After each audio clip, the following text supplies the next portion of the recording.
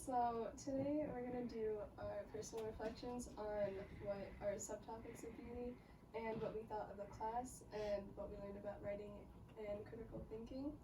So our topics were very different, so I'm just going to give like a short overview of what we're going to cover.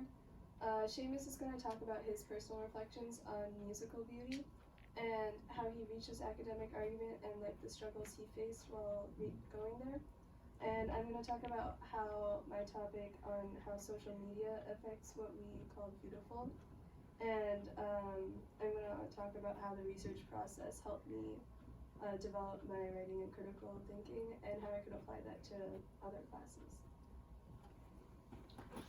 Okay, so my topic was musical beauty, and I actually decided on it when I was playing video games. I was playing, I believe, Rayman, and I noticed that I was playing through a very grassy level, and I noticed that the music was off, and that even though the game looked very nice, it was kind of boring in a way. So then I went into the settings and I turned the music back on, and suddenly the mood had completely changed despite the visuals not having any real change at all. And I thought that was very interesting how a new emotion was able to be created through music, and I realized that it was pretty beautiful that it was capable of doing this. So I decided to do my academic argument on beauty in music. And I actually think that music is one of the most underappreciated forms of beauty, because a lot of people, when you mention things like beauty, they'll often think of physical appearance of women or nature, but they never really think about beauty, even though when you ask them whether music is beautiful or not, they will most likely tell you, yes, music can be beautiful. My academic argument, my original argument, was that music is actually related to the tones of the voice, and that's how it's capable of producing emotions. A little bit more of that. So basically, why we find music beautiful: music is capable of inducing emotions in people. And you may have not noticed it. I'm really talking more about music that is not necessarily with lyrics, more just music that is tones, maybe just piano. There's no real vocals to the songs that I'm thinking of. But have you ever sat in a dentist's office or a doctor's office and there's been music playing on an overhead speaker, or maybe you've been in an elevator and there's some relaxing jazz? Well, the reason that they do that is because it helps you feel less stressed and it helps calm yourself, because if there wasn't music, you'd just be sitting in this office with all these people and they'd be coughing and sitting around and everyone's staring at each other and it's really quiet and all you hear is the air conditioning and it just becomes awkward. So it's nice to have a little bit of a calming atmosphere. My theory about music causing emotions because it mimics the human voice, essentially my personal theory is that because music has different tones and it has variations of things like that. For example, the Jaws theme. No, I'm not demonstrating. All right, fine, I'll demonstrate. Dun dun dun dun. Obviously, it's way more ominous, but the reason that it's ominous is because if someone were speaking to you in a very low voice, and they had a gun to your head, it would probably be considered very threatening. And the same sort of emotion is conveyed through very similar tones in the Jaws theme, which I think is very interesting and has to do with how music is beautiful.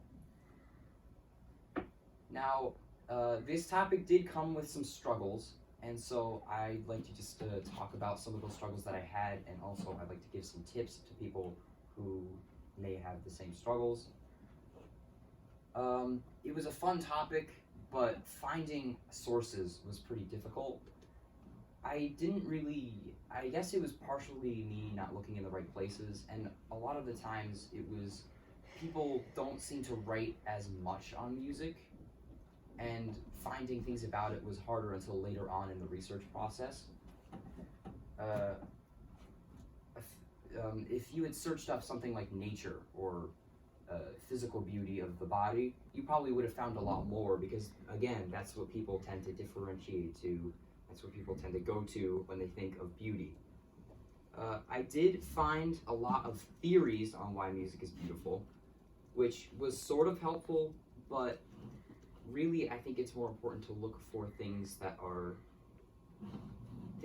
less theory oriented and things that are more talking about music itself, because when it came to coming up with an original argument, I would often think of something and then look it up and find that someone had already made something on it. So as a tip, I would just say that if you were going to go through this process, it was probably better to use Google Scholar because it gives you not only more reliable sources, but also sources that can basically help you with your project a little bit more than, say, just a bunch of theories from .com websites. And that's me, and I'll pass it over to Juliana. Alright, so I'm going to talk about my reflections on how social media really affects what we consider beautiful. So my academic argument was how different social media platforms, sorry, especially Instagram and Facebook, which are the two most popular social media platforms, and how they have negative effects on body ideals. And as I was researching, I saw that women are more affected by this than men are for the most part, and they're more negatively impacted, and for them it leads to the development of eating disorders, which is what my topic ended up turning into. So I started looking towards this process because originally I wanted to research on how global beauty standards, there were many differences in global beauty standards around the world. But as we were discussing and I was researching, I started becoming more interested in this topic, so I ended up changing my topic. The thing that started it was when we were discussing advertising, especially in media like TV or magazines or like social media. So as we were talking about how the depiction of photoshopped images or like lifestyles that aren't really true, as we were discussing how this had negative effects on the people who were like taking this information in, I started becoming more interested in that topic, and it led me to explore the effect that social media had on beauty standards. As we were discussing later on, we were talking about how women, especially when they were older, they started looking more into like Botox and fillers and stuff like that because they feel more pressure to look beautiful in society, whereas as we found in that one article with men, they're more pressured to be successful or just have a lot of money. So as we were discussing women in beauty, it led me to explore how social media has a more negative effect on women because there's more pressure for them to look beautiful. And then when we were talking about the show Ugly Betty, it made me realize how large a role that media has in society, because they depicted her as ugly just because she had like frizzy hair and glasses and braces, and whereas these things aren't really ugly at all, they're just things that like average people have, they turned it into something that was ugly, and they made like certain things, they made all the other models look the same, so they kind of like perpetuated that idea that this is what's beautiful and this isn't what's beautiful.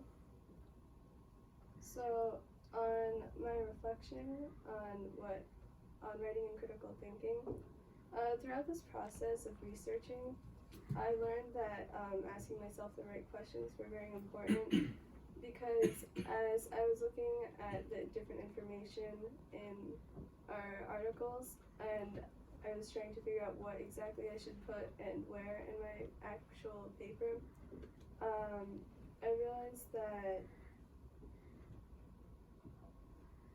I needed to tie it in instead of just like getting 5 sources in and just filling the requirement.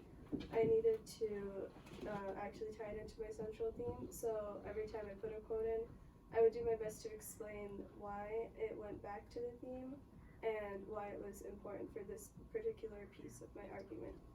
And I also learned why it was important to narrow down my topic to something that I found more relevant and personal. Because as I said before, my topic was very broad and it was just on the negative effects on social media. And as I was researching, it helped me narrow down my topic more. And I found the topic that I ended up having more personal and like relevant because like a lot of people in today's society use social media, and a lot of people also experience the negative effects it produces. And I also developed my own way of like researching that worked best for me. I realized that sitting down and reading everything in one sitting was important, and I made sure to highlight and write like a little summary of what the article was about, and that helped me so I didn't have to go back and reread the whole article. I could just take what I highlighted or take what I summarized and put into my paper. So that's our presentation, and I'm going to show you our blog now. The meaning of beauty in separate contexts of existence in our location in time and space.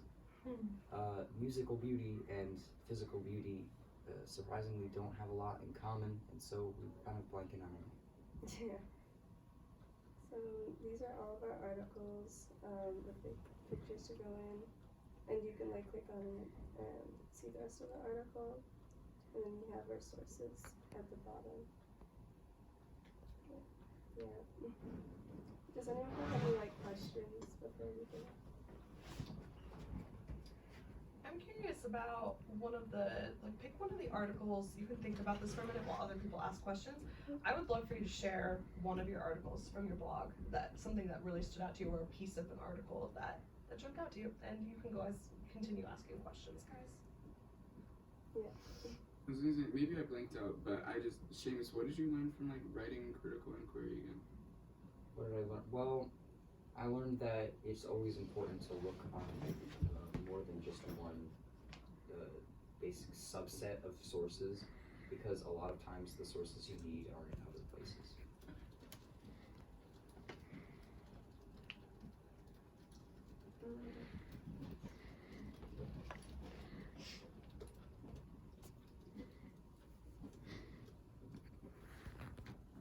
Well, something I found really interesting while I was researching is that, so one of the studies I found did like a study on how like social media affects women and how it leads to like, negative effects. So I realized, well, what they said is that women's beliefs that thinness would result in self-improvement was like a common belief that was associated with eating disordered behaviors. So I thought this was interesting because they thought that like being thin and like trying to work towards being that, even if like what they're trying to work towards is kind of like impossible to attain, their belief that they were trying to better themselves actually led to something really horrible, like eating disorders.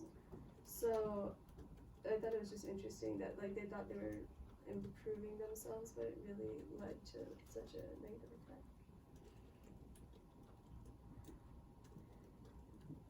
Seamus, anything you want to share in there from one of your blog entries? One of my blog entries? Yeah. You guys, if you have other questions, you can still ask. Well, I did talk about the banana article. Let me see. I did talk about the banana argument, the banana and art. All right, you want to read a piece of that for us? Sure. Let me just have to. Alright, so I did actually talk about a discussion that stood out to me in the blog, and basically it was the question of, if you duct tape a banana to a wall, is it art? And I thought it was very interesting how we managed to come to the conclusion that it wasn't, when in reality it was a comedy piece, and technically it was just a parody of art. It was meant to be a sort of poke at how modern art is kind of dumb. And since it succeeded in making us think about this and making us question it and making us laugh at how dumb modern art is, technically it can be considered art. So it was art the whole time. Hey Seamus, how did you figure that out? Because you were actually the one who brought that into us. Well, I was talking with a friend from the other class, and we were talking about how incredulous it was. And then we looked up the art itself because there was this message about free trade or whatever, and we didn't think that sounded right. So we went to the to look up the actual site, and we found out that it actually was just a joke, and that the art piece had been created as an art piece to make fun of modern art. Okay, do you think that that increased your belief that this was art? Did this matter more to you after you figured out some of the background information on it? Definitely, because the way it was described before, it almost seemed sort of lazy, like he was trying to pass it off. But it kind of makes sense that he called it comedian, because it was kind of there the whole time, that it was really just a huge joke. And I thought that was really funny, and I mean, he called it comedian, so obviously he wanted to make people laugh, and that kind of succeeded. So I guess it is art in a way, which was not my original belief before. Isn't that interesting? So you started with a news article. We read the news article. We watched a little bit of the the interviewer talking about the man who came and ate that banana and got in big trouble for it. We talked about it. Then after that, you were led with questions to want to learn more. You dialogued with other people. You learned more, and it changed your views through that process of thinking deeply about something. And I think that the reason that that particular conversation drew our attention so much is because it led to critical inquiry. It led you guys to move forward in thinking with others about something and doing your own research to figure out the answer, because you genuinely wanted to know the answer. You wanted to know more about that. So you found a topic that was interesting to you. Very, very cool. Guys, do you have any other questions for them about either social media, about process of writing and critical inquiry, or about music? All right, let's give them a round of applause.